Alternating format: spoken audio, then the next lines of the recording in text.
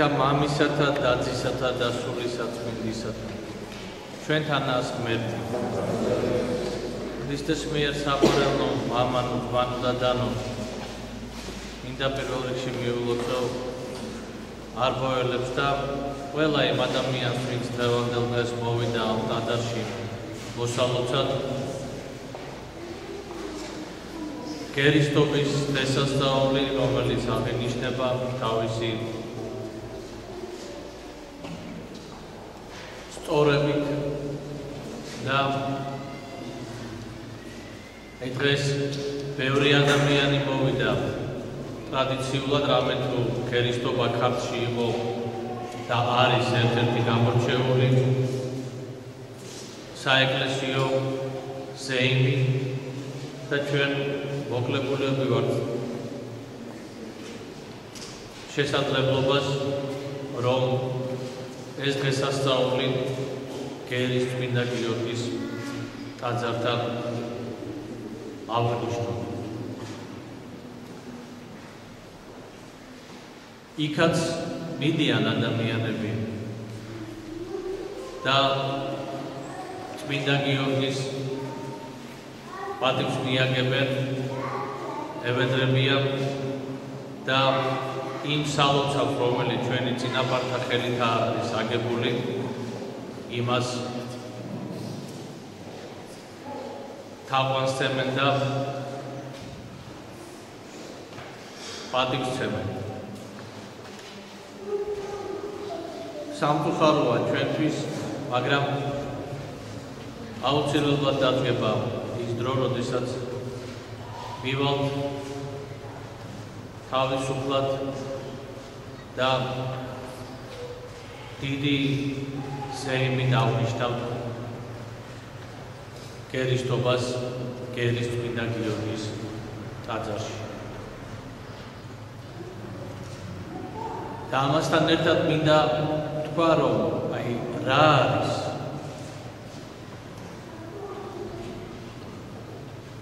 მნიშვნელოვანი ადამიანისათვის, როდესაც ის მიდის ღმერთთან. ყველა ადამიანი, ვინც ტაძარში მოდის, ის ხო შინაგანად ასე ფიქრობს, რომ ის ღმერთთან მიდის.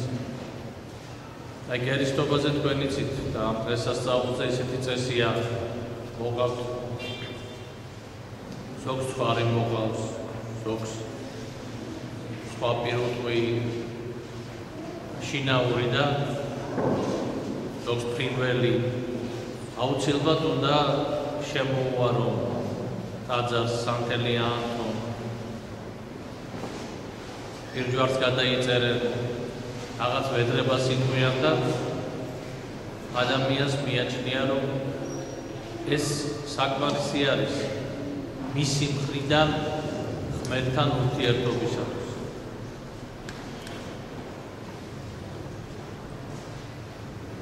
ათეიზმის პერიოდში ეს მოქმედებაც ძალიან ბევრს ნიშნავდა. იმ დროს, როდესაც იდევნებოდა სარწმუნოება, როდესაც გმობდნენ ღმერთს, იგრეოდა ეკლესია, მონასტრები, სასულიერო პირები იყვნენ შევიწროებულნი, დევნილნი და დატუსაღებულნი და ჩვენმა წინაპარმა ამგვარად მაინც სცადა შეენარჩუნებინა ჩვენს მამა-პაპათა ტრადიცია და თითქოს სარწმუნოებაც.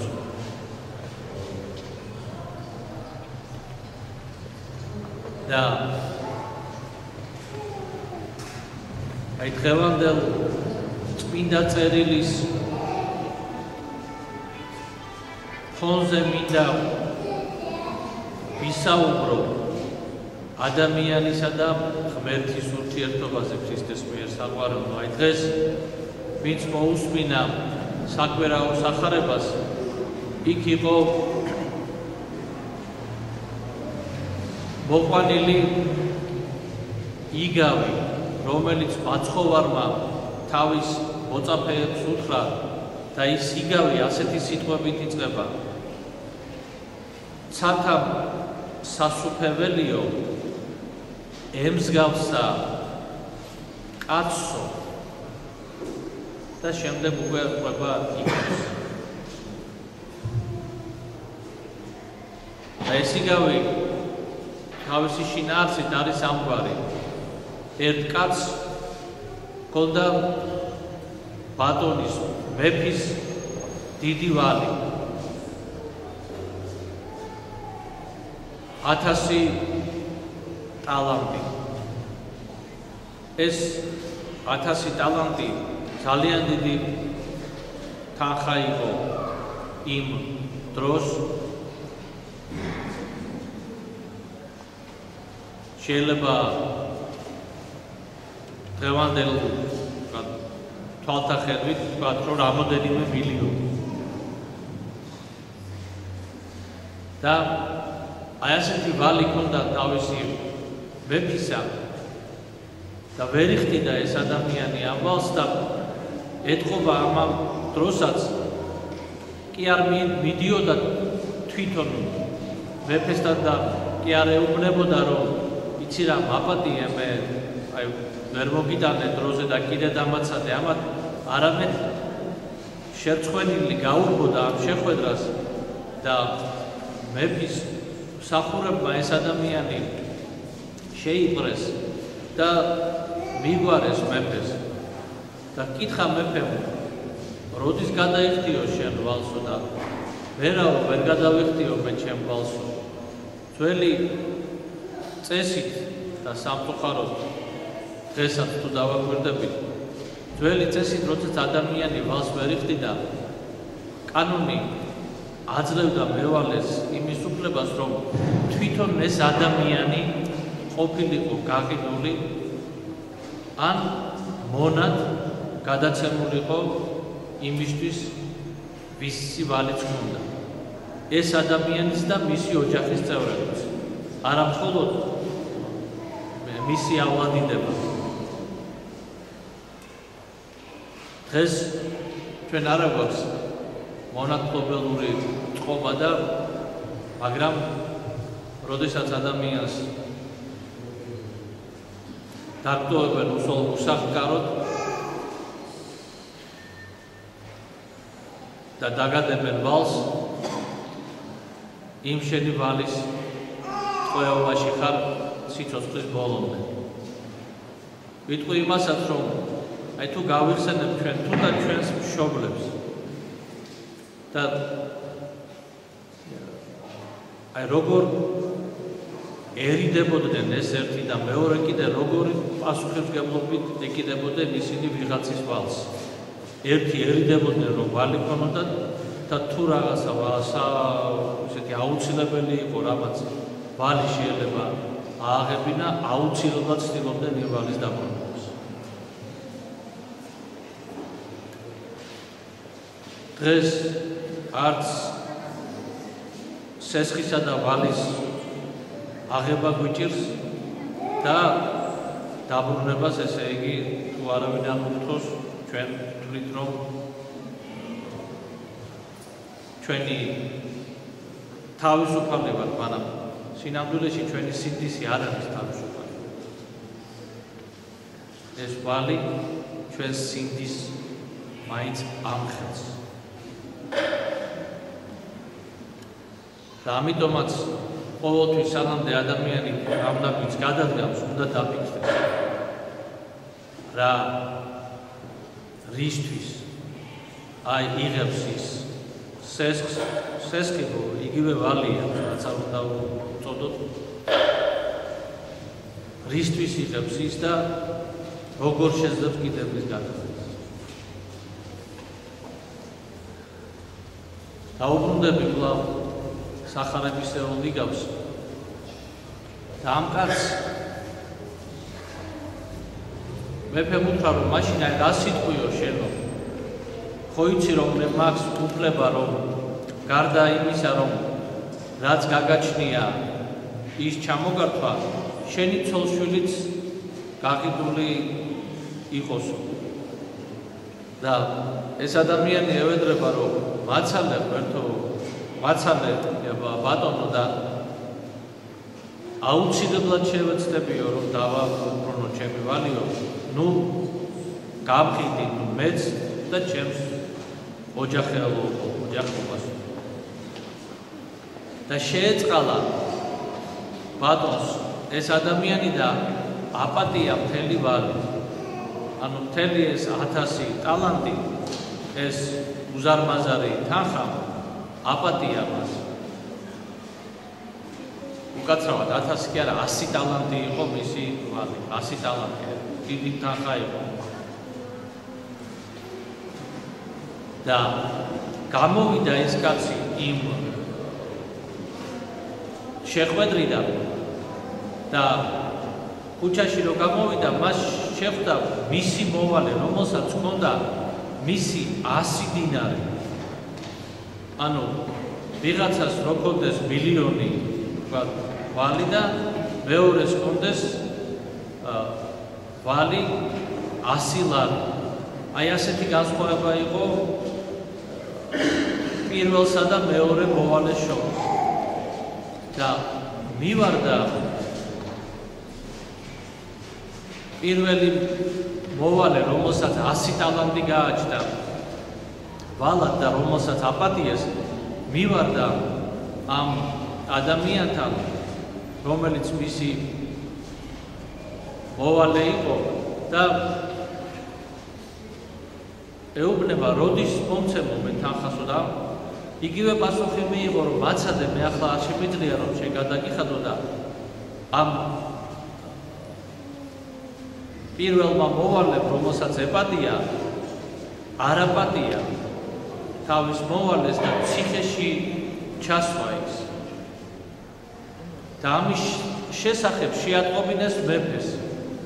გაიგო მეფემ, დაიბარა ეს მოვალე პირველი და უთხრა მას, რომ განა შენო არ გაპატიეო, მე მთელი შენი ვალიო და შენ რატო არ მოეკეციო შენს მოვალეს ამგვარად.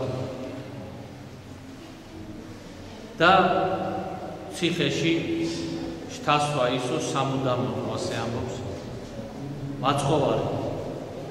და ამთავრებს, ამიგავს შემდეგი სიტყვები. ასევე თქვენცო, თუ არ აპატიეთ მთელი თქვენი გულით იმათ, ვინც თქვენს მიმართ ცოდვა ჩაიდინა, არც ღმერთმა გაპატიოს თქვენ შეწოდებადი თქვენ.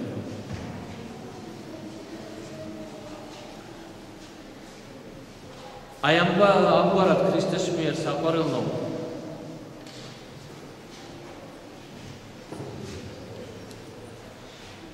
ეწყობა ურთიერთობა ადამიანსა და ღმერთს შორის, ცათა სასუფეველისთვის, იმისათვის, რომ ადამიანი დამკვიდრდეს ცათა სასუფეველში, იმისათვის, რომ ცათა სასუფეველის წინა სახე ჩვენ ამ წუთის სოფელში ვიქონიოთ ჩვენი ურთიერთობებით ქრისტეს მიერ საყვარელი. იმიტომ რომ ეს იყო და არის მაცხოვრის სიტყვები, ეხება ადამიანთა შორის ურთიერთობას, რომელიც ცათა სასუფეველს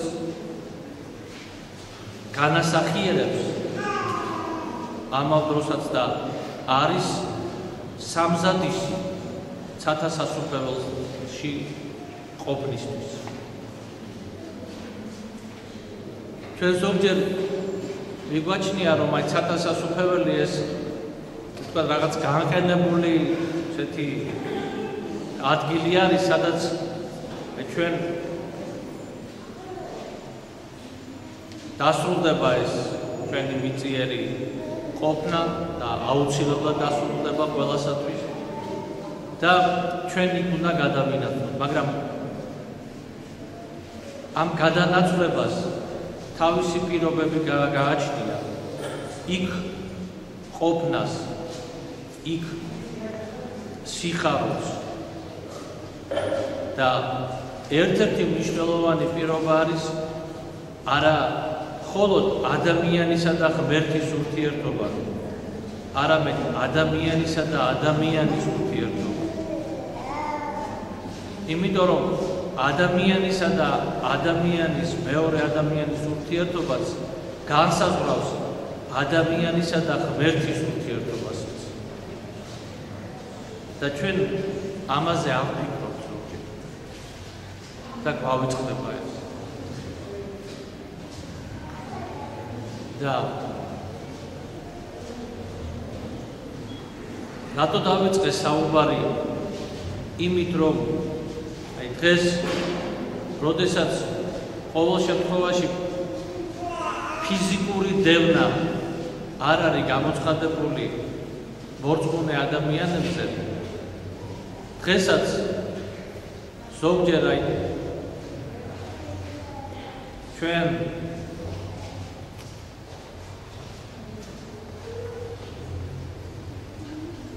თანამედროვე ქართველები თვლით რომ ცხრის მოყვანა სრულებით და არ აქვს მნიშვნელობა ცხვარია თუ რაც არის.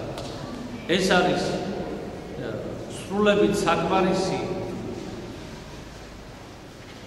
ღმერთთან ურთიერთობისათვის, რომ სხვა პასუხისმგებლობა ჩვენ არ აქვს და ჩვენ არათუ ღმერთთან, არამედ ერთმანეთთანაც გვაქვს პასუხისმგებლობა.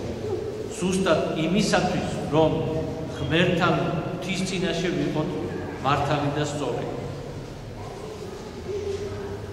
და ეს უნდა გავიაზროთ დღეს ყველამ ერთად, ჩვენმა საზოგადოებამ.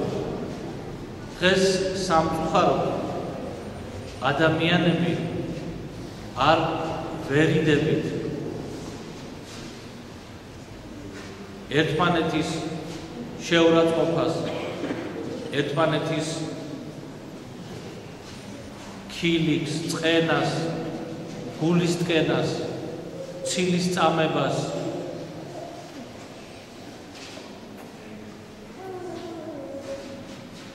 და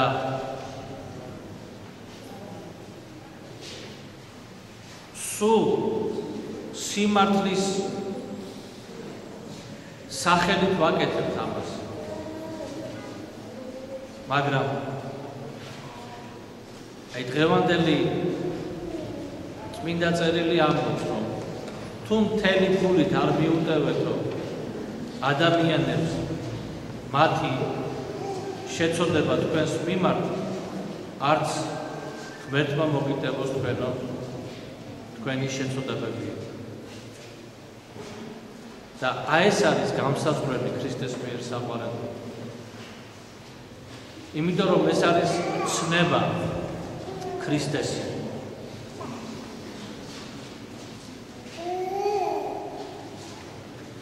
და აი ამ გვარად იწირება მაშინ შესაწირავიც, მაგიტომაა ნათქვამი მაცხოვარი ამბობს, ეუბნება ებრაელთა ერს შეკრებილს მის ირგვლივ, რომ როდესაცო შეწირვა გსურსო რაღაცის, შესაწირავს აღავლენო, პირველად წადი შენს ძმასთან, რომელსაც იცი, რომ მას წყენა აქვს შენს მიმართ, ან შენ გაქვს წყენა, პირველად წადი და მის წინაშე დაეგეო, ანუ არათუ დაუჩოქეო, არამედ მის წინაშე მიწაზე განირთხეო და შენდობას თხოვე მასო და მერე შესწირე შენი შესაწირავი. აი ეს არის პირობა იმისა, რომ ჩვენი შესაწირავი ღმერთმა მიიღოს. მერეა უკვე დანარჩენი ყველაფერი ამის იქით აზრის მქონე. მაგრამ სამწუხაროდ ჩვენ მნიშვნელოვანი გვავიწყდება ამ მნიშვნელოვანს ყურადღებას არ ვაქცევთ და იმიტომ რომ უფრო იოლია წადი მოიყვანე პირუტყვი შემოატარე ტაძარს და იყავე კმაყოფილი. ეს უფრო იოლია, ვიდრე ის, რომ აპატიო იმას, ვინც შენ გაწყენინა, გული გაწკინა. მაგრამ მართალი და მომტანი შენ ადამიანისათვის მომტანი ღვთის წყალობისა და კურთხევისა არის პირველი ის რომ შენ აპატიებ იმას ვინც შენ გაწყენია და არათუ აპატიებ ცალკბად და არათუ ისე როგორც ჩვენ ვიცით მე ვაპატიე და ვერთმა მიაგოს მას ასე რომ არა არამედ როგორ ამბობს თუ დავაკვირდებით მინდა წერილი მთელი თქვენი გულით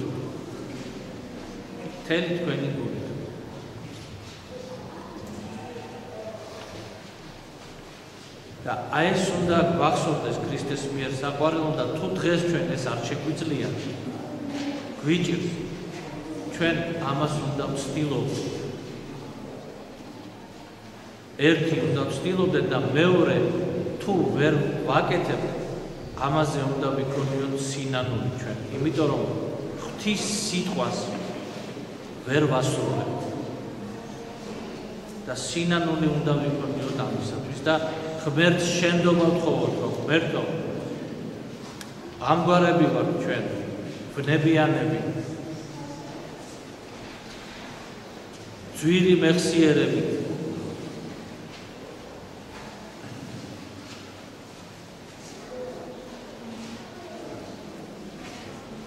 გულში სიყვარული არ აქვს სათანადო და შენ სიტყვას ვერ ვასრულებ და შეგვინდე ჩვენ და შეუნდე ჩვენს მაწყევარსაც, ჩვენს მოძულესაც, ჩვენს დევნელსაც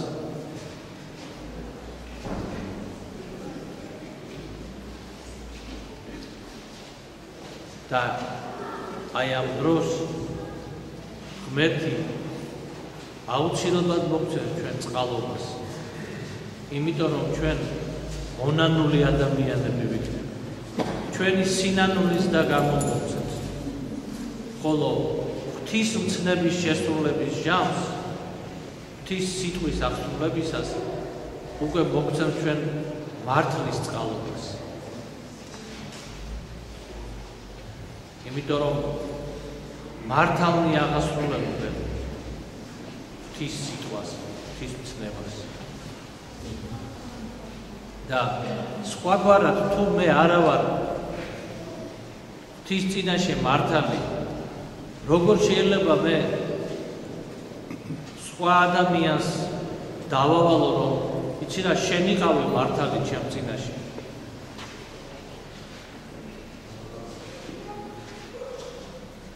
აი ეს უნდა გვახსოვდეს ქრისტეს მიერ საყვარელო და აი დღეს ძალიან ბევრს ლაპარაკობთ ყველანი სიყვარულზე, მოთმინებაზე, მოწყალებაზე, მიმტეებლობაზე.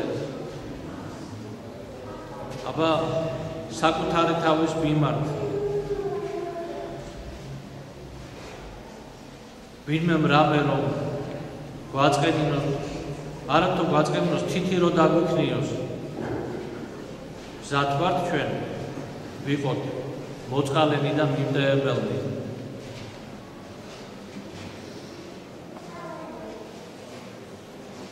სამწუხაროდ არ ვართ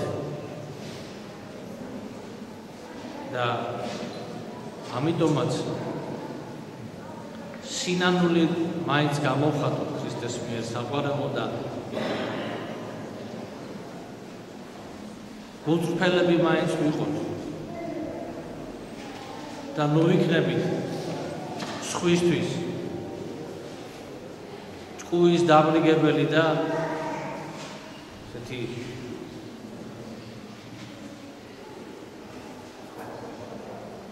მენტორებად ნუ დაუდგებით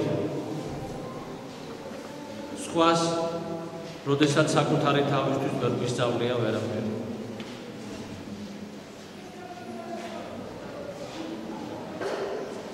ყოველ შემთხვევაში ასე უფრო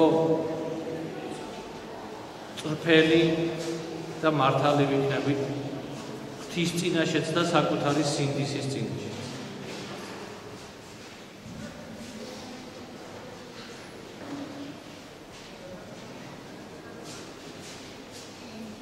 მერთმა ღვთის ცნება შეგვამეცნებინოს ყველას პირველ რიგში უნდა ვიცოდეთ როგორი არის